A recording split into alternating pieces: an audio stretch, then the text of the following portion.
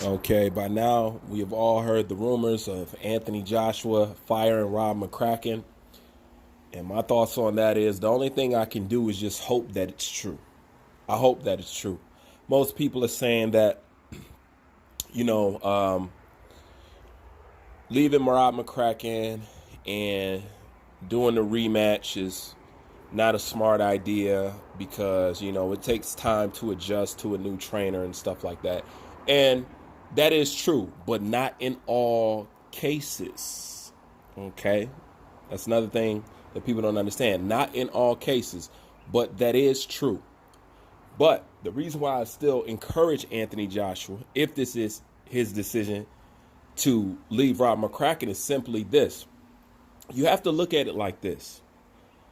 Maybe Anthony Joshua just wants somebody in his corner who he feels cares about him.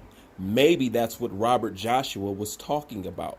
Because if you think about it, okay, like I'm an athletic instructor, right? If I have a client or a student and they go have an athletic performance at some gymnasium, some competition, some whatever, and they show up there and let's say they're a sprinter or they're a wrestler or they're whatever, and they can't last 3 minutes into the sports exercise or something, or they can't perform a high jump, or they can't sprint very well, or they burn out very quickly, and yet they say, well, I've been training with Bruce, for 6 months straight. And yet you come in there and you're in no condition to even put on a basic performance. They're going to look at me like, what the fuck have you been doing? And how could you let me come into this competition this out of shape? You don't care about me, Bruce. You don't care about me. And you know what? I would have to accept that. Because why would I bring you to the battlefield unprepared? My job as your coach, as your trainer, as your instructor, is to make sure that you are prepared once you step inside that ring, once you step on that field, once you step on that court, or whatever it is. It's my job to make sure that you are physically ready. And one of the first check boxes I'm going to check off is your physical condition, because that's a given, because nothing can happen without the physical conditioning. Nothing can happen without wind. Endurance and stamina is the pinnacle of fitness. Let me say that again. Endurance and stamina is the pinnacle of fitness. You can have a guy in the gym ripped to shit, but I put him on a track, his ass will gas out in 2 laps if he can make it around one time. If you are not physically fit, have wind and endurance, then you can't really say that you're in shape. You can't. I don't care what you look like. You can have 6 packs from your fucking chin to your toes. Okay? You could have striations, cuts, man. You could be built like Kimbo Slice or Cali Muscle or some shit. It does not matter. If you physically do not have any endurance to execute a task, it does not matter. Those muscles are no good.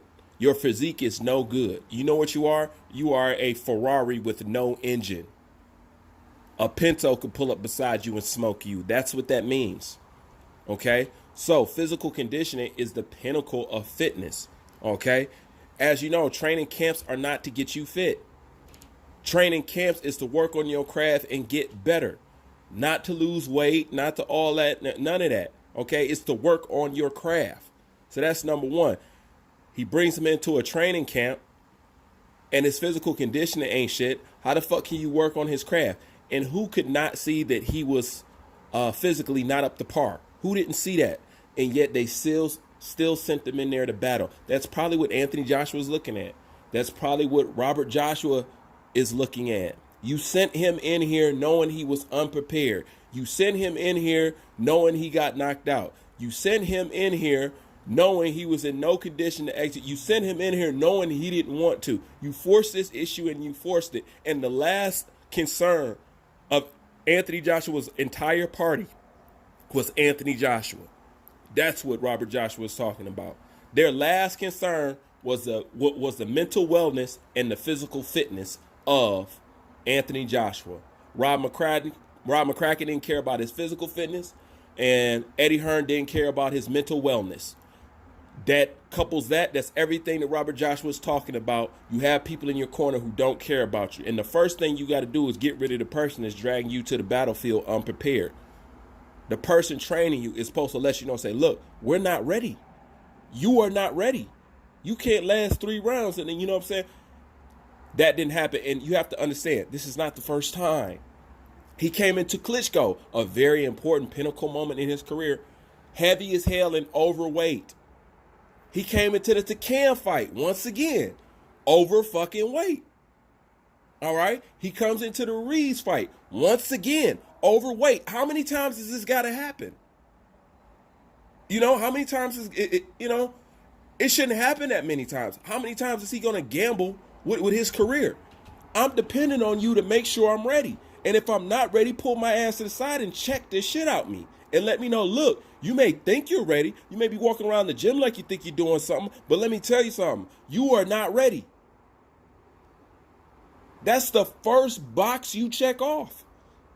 And Rob McCracken isn't doing it. So maybe it's just Anthony Joshua feeling like he needs somebody in the corner who's going to care. Because obviously you don't care if my fighter gassed out in 1 round. That's horrible. In 1 round, you were gassed. That's like you didn't train at all. You didn't train at all. What's the use to have all them people around you and not one of them have the guts to stand up to you and tell you what you need to hear that'll make you better? What good is that? It is no good. But, like always, that's my opinion. Leave your thoughts in the comment section. Bruce Vane, I'm out.